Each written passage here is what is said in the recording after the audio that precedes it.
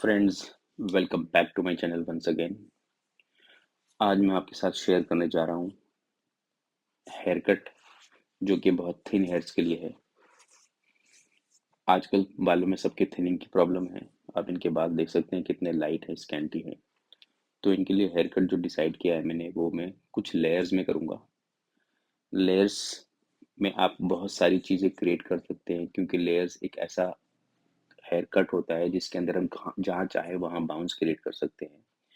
ये बस आपको एक समझने की देरी कि किस एंगल पे बाल काटने से कितना लेयर्स बनते हैं, कितने बाउंस बनते हैं, कितने लेयर्स डालने चाहिए। तो ये बहुत ही सिंपल हेयर कट होने वाला है, जिसे काट के मुझे बहुत मज़ा आता है। अब मेरे हेयर कट ज़्यादातर हर तरह के बाल काटता हूँ मैं। लॉन्ग, शॉर्ट, लेयर्स, पिक्सी, कुछ भी हेयर कट हो सकता है।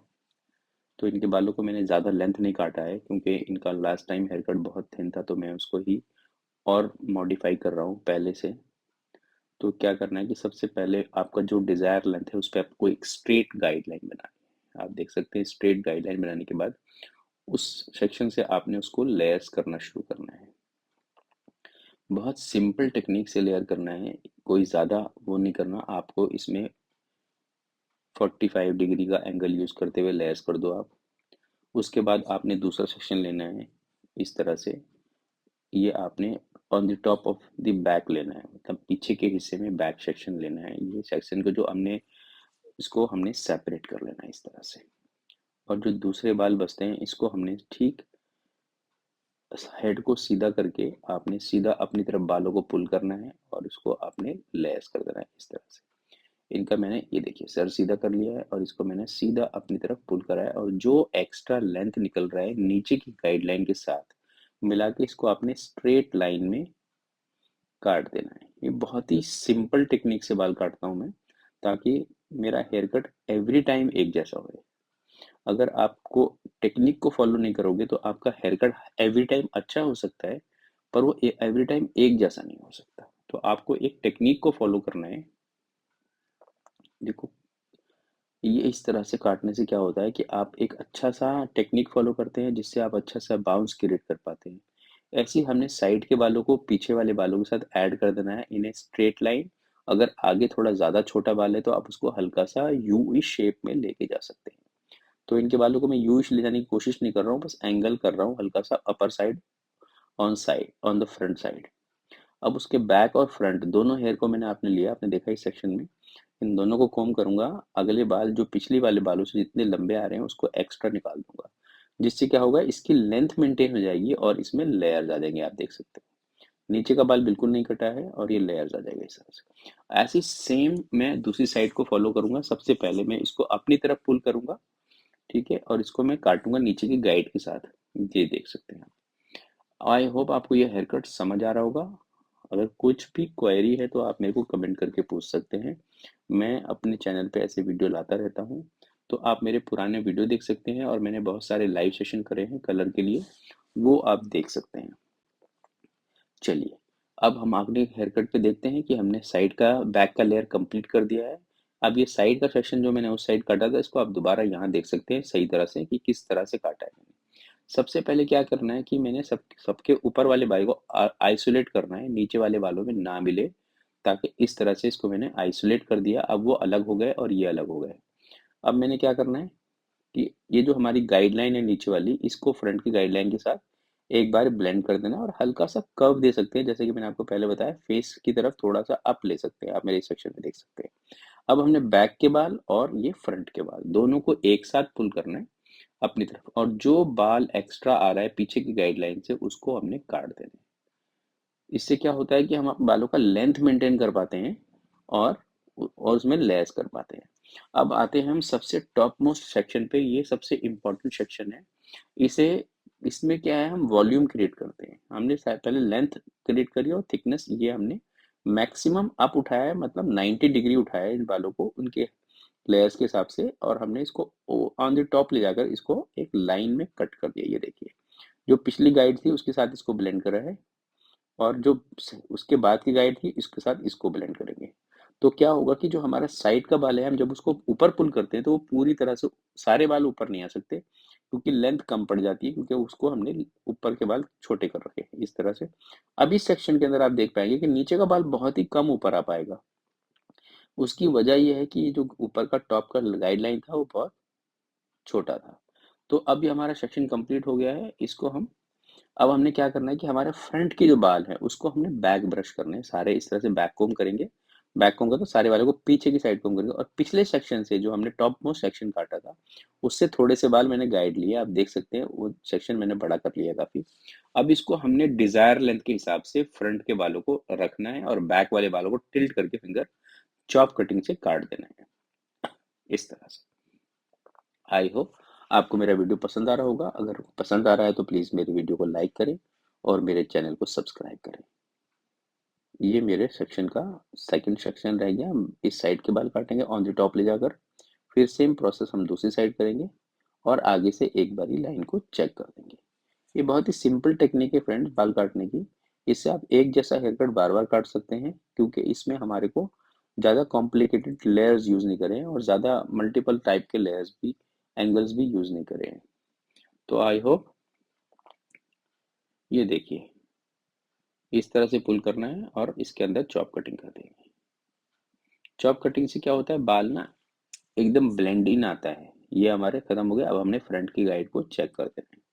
इसमें क्या होता है कि थोड़े बाल ना हमारे अनइवन निकल जाते हैं ऐसे, तो इसको बस चॉप कटिंग के साथ थोड़े थोड़े काट देना है, बहुत ज़्यादा डेप्थ में नहीं जाना, नहीं तो बाल छोटा हो जाएगा और जो हमने ऊपर लेयर्स क्रिएट करे उसका इफेक्ट चेंज हो जाएगा। ये दो चार बाल ही निकालने हैं और साइड के साथ इसको ब्लेंड करके करते चलना है। ये देखिए, पर साइड के बालों को लेंथ ना छोटी नहीं करनी, किसी तरह से आपने लेंथ को मेंटेन रखना है साइड वाले बालों को। और जो इससे और उसके बीच में जो बीच का डेप्थ है ना, जो बीच में अनइवन हेयर आ रहे हैं उनको आप काट दीजिए, उससे बेनिफिट अच्छा रहेगा। उससे क्या होगा, बाल ब्लेंड इन रहेगा। ये देखिए इसमें कुछ नहीं काटूंगा, लेंथ नहीं काट रहा हूँ मैं इसका, सिर्फ बीच का बाल निकाल रहा हूँ, लेंथ को मेंटेन करा है मैंने साइड का। तो इस तरह से मेरा हेयर कट कंप्लीट होता है।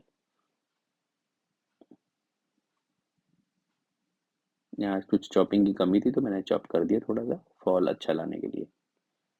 ये देखिए,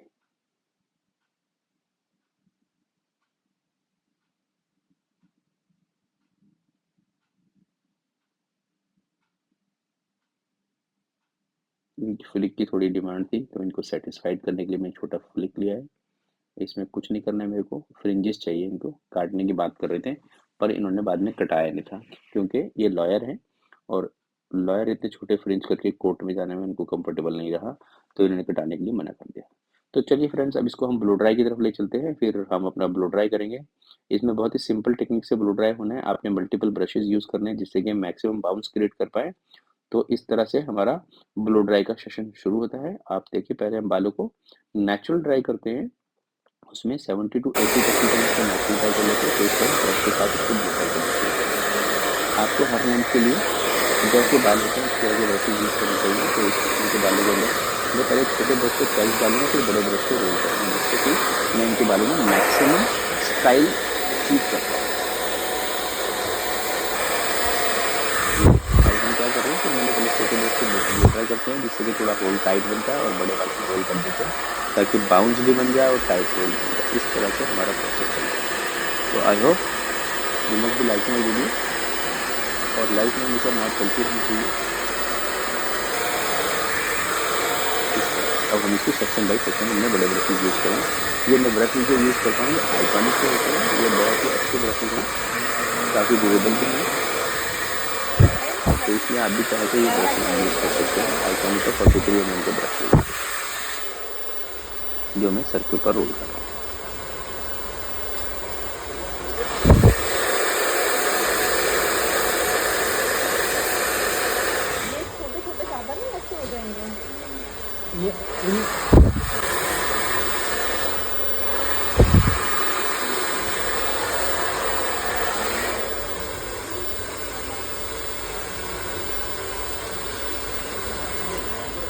मैं अपने सैलून के अंदर सारे ब्लो ड्राई 2 बंदे की हेल्प से करता हूँ। इस तरह से आपने देखा कि सारे ब्लो ड्राई मैं 2 बंदे की हेल्प से करता हूँ। तो इससे क्या होता है, एक तो ब्लो ड्राई क्विक हो जाता है और अच्छा होता है, मेरे को यहाँ तक लगता है।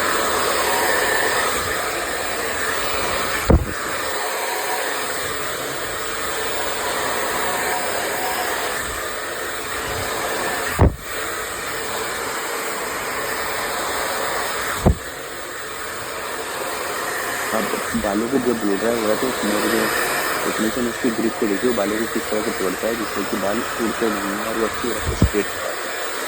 इस तरह से आपको भी अगर ब्लो ड्राई करना है तो आप इस टेक्निक को फॉलो कर सकते हैं। अब जैसे हम टॉप पे आ गए, हम टॉप पे सारे बालों को ऊपर लिफ्ट कर देंगे जिससे कि बाउंस क्रिएट करता है। ये जैसे हम बाउंस क्रिएट कर पाते हैं, जो ब्रश होते हैं मेटालिक होते हैं, तो इससे क्या होता है कि गर्म होता है।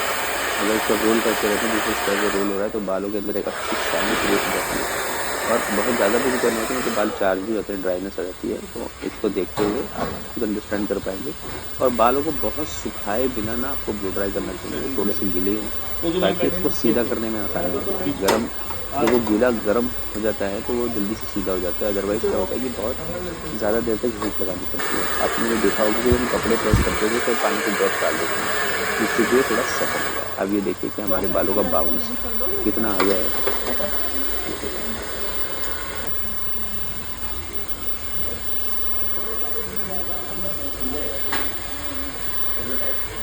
इस तरह से आप देख सकते हैं कितना अच्छा बाउंस आया है।